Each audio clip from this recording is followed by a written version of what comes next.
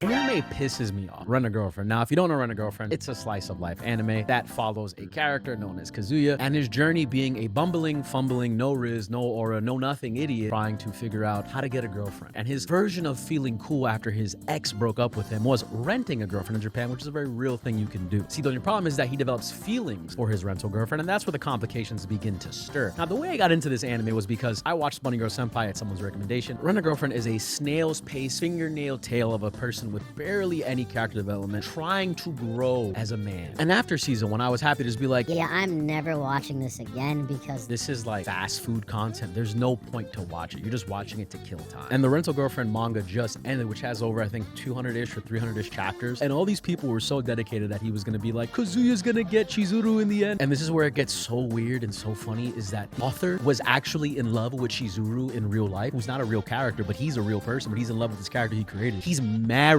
by the way. But the only reason why Kazuya didn't end up with Chizuru is because he didn't want to see her with another man.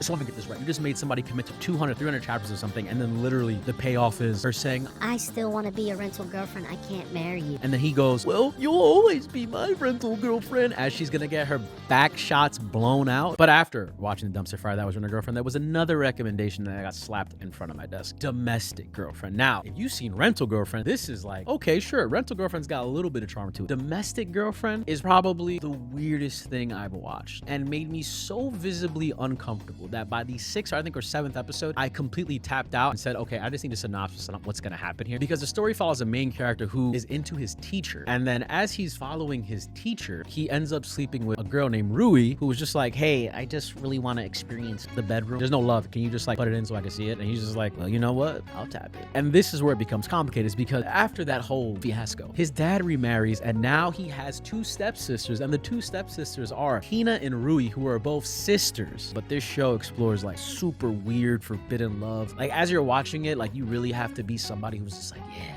this is my favorite category on the hub. I love this. And the conclusion of this entire story is Rui ends up in a coma, who's also pregnant with the main character's kid. And we don't know when she's ever coming out of that coma. She was in a terrible accident. So he marries Hina because this is to kind of live out Rui's fantasy. Please do not watch Domestic Girlfriend. Please do not do it. Now we've got the slice of life weirdo stuff out the way. We cannot get something you probably do know. Attack on Titan. Attack on Titan is, my opinion, the anime that could have gone down as the greatest anime of all time. Because from beginning all the way till we got to the annoying last season where they wanted to give you 7 seasons because they really wanted to stretch it out. It had Game of Thrones level pacing, storytelling, world building was just so gritty, so real. It is the anime that I recommend and show to people who've never watched anime before. Now, the problem is that for some reason, the writers don't know how to finish their story. And I don't know if it's because of editors, publishing, pressure to like get these stories done quick. And for some reason, the copium in animes That, well, it's not about the destination. It's about the journey. no, the journey and the destination are both equally important, because the whole journey could have been great, but when you got there, it made you regret the journey. You're just like,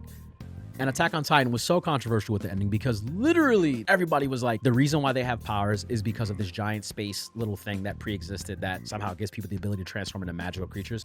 Then not only that, the reason why this is all even happening is because the girl, Ymir, wanted to see somebody choose duty over love. The ending of AOT pretty much disrespects the main character's motivations, disrespects the readers. AOT gave me the same feeling Game of Thrones did when I watched it, which was just like, how could you just throw and let me down this way? Yeah, I could still recommend it, but in good conscience, I would never be like, you really need to watch AOT, because I do feel that most people will sit there and be like, that ending's kind of trash. And why is the ending kind of trash? Because, well, you know, what really happens is that all these sacrifices that were made, all these things that happened was really just because of love, and also because war never changed and humanity never changed. You know where I'm going. It's just like, are you serious? Next up after AOT, Tokyo Revengers. Now, Tokyo Revengers had me from the jump. You had a bunch of goons, delinquents, scrapping, getting it in. There's love romance. The funniest part about Tokyo Revengers was that literally in the beginning, Takemichi was the main character. For some reason, these kids in the show look like they're 40 and they're beating up on high school kids. It never makes sense to me. He's getting his ass beat. But pretty much the story goes that him and his friends all died and his girlfriend died, and he has to keep going back in time over and over again by shaking his girlfriend's brother's hand every time to go back in time. But what happens is that he just keeps jumping back in time to try to fix the issues by changing a small detail, which to me ends up becoming so repetitive and redundant over and over again. It's like, okay, go back in time, fix this, come back. Oh, there's a new problem. Go back in time, fix this, go back. There's a new problem. Oh, go back in time, fix this. And you just keep stretching and stretching. What are we, Luffy at this point? Why are we stretching this out so much? I feel like it could have been short shorter, and you don't have to just keep making another problem over and over again to keep the story stressed out. At a certain point, it just makes you go, all right, man, like, when are we gonna get to the part where he deals with the big bad? I dropped it after the second season. I have no interest in finishing it. So much potential wasted. Death Note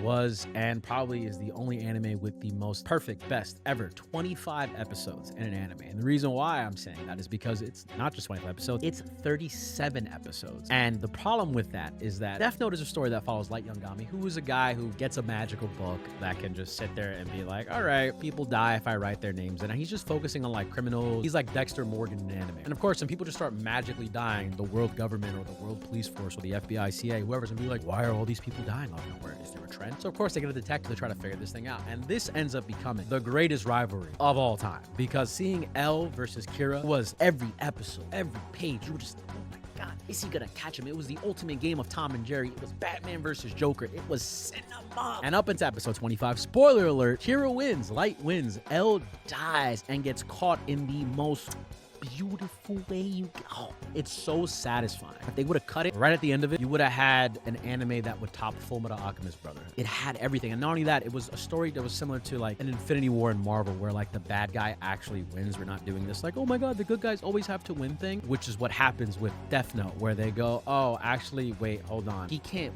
win because people need to walk away with a good guy's win. So we had it go on for extra episodes. And then we deal with L's understudy, Nier, which they introduced him like, oh yeah, we have another person to deal with this. This is L's successor, and he was better than L apparently and caught Light. Light just got lazy, and it was such terrible writing for the end. I mean, the ending was very poetic, those final scenes, but in the end, we didn't need those episodes, and it pisses me off because we had a perfect story, and it got thrown out the window. The next anime that pisses me off is actually a movie, and that movie being Grave of the Fireflies. This movie I watched a couple years ago for the very first time with two friends in California. We were sitting, oh, let's watch movies. This is like critically acclaimed. It was a wartime piece. This is literally looking at what happened to Japan in an anime context during World War II, the bombing, that impact it had on all the cities. It was something you'd be like, oh wow, this is probably gonna be really good. And it's based on a true story. This story follows the main character and his sister, who are now stranded because their parents are both gone, and they're pretty much trying to like survive this war-torn version of Japan. They're staying with their aunt, their cousins, they have no money. The only reason why they're in this situation, mind you, is because the aunt of them that was taking care of them was like skimping them out a little bit on food because they're not her kids. They had a dispute and an argument, and he was just like, well, you know what? I'm not gonna apologize to you. We're gonna go. And he takes his little sister out of the household, and then they're struggling, living in the cave, eating dirt pies and just like trying to survive, when the solution literally was to just say sorry that you were disrespectful or whatever, and just make it through with other people, making it through together. He did not care about his sister. He only cared about himself in this scenario, which is what makes me insanely mad, because this is probably the most selfish character in anime I've ever seen. And it turns out that this guy actually has a bank account that his dad, he had access to, that was like his military budget. And he eventually turns to accessing this bank account to get money, to get food and stuff like that for his sister, who is now hallucinating, playing with her brother, running around in the river. She's dying. She's literally dying. And you're sitting here just like, this didn't need to happen. If you watch Grave of the Fireflies, you'll probably have the same reaction. Another anime that pisses me off after Grave of the Fireflies is Cyberpunk Edgerunners, which, if we had to create a 5 anime list of best anime to introduce somebody to get them into anime, Edgerunners goes on there because it's only 10 episodes. It's very stylistic. It's got dope soundtrack. First 5 episodes were like super peak. We're talking about great pacing. You get invested in everybody, some great themes. People die. You get invested in David and Lucy. You're like, oh my God, this love story they're gonna have, it's gonna be so cute. And the next 5 episodes just feel very rushed in their pace. And you could say, oh, well, that's like to mirror the idea of Cyberpunk in Night City, right? Everything happens super fast. What happens is that David has stereotypical man syndrome, where he's like, I want to be big and strong and be a big edge runner and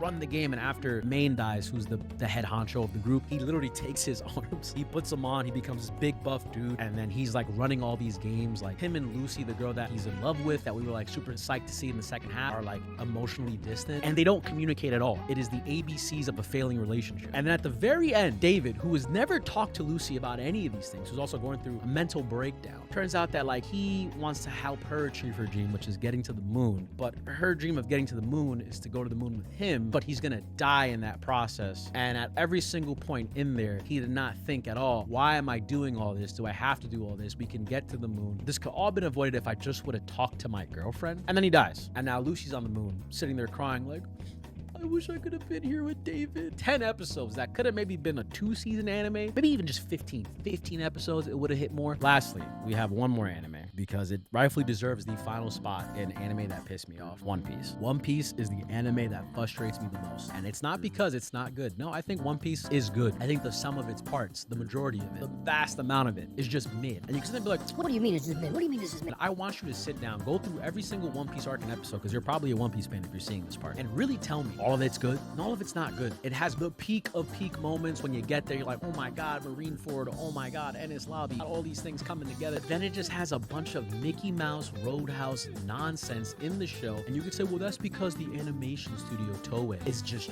trying to stretch it out. That's what they're doing. Yeah, but guess what? We're talking about the anime. The manga could be perfectly paced. We're talking about the anime, right? The anime is a dumpster fire. That's why they're doing a remake while the thing is even going on right now, because the pacing is so atrocious. We were in the previous arc, Wano, for like 5 years. I watched One Piece up until episode, I think, 800 and some change. I actually sat down and gave it a real try and kept watching because I'm the biggest hater imaginable when it comes to One Piece. Like, I want to hate this thing so bad. In 1,000 episodes, there's at least 500 of those episodes that are lukewarm. Name an anime that really adapts one chapter to one episode. It doesn't exist. Please try to find that for me. It only exists for what? One Piece. But its peak moments are peak. And you know what? I'll tap back in when they get to the very end, because I'm not going to be sitting here like this. Yeah, I'm waiting to watch the next episode.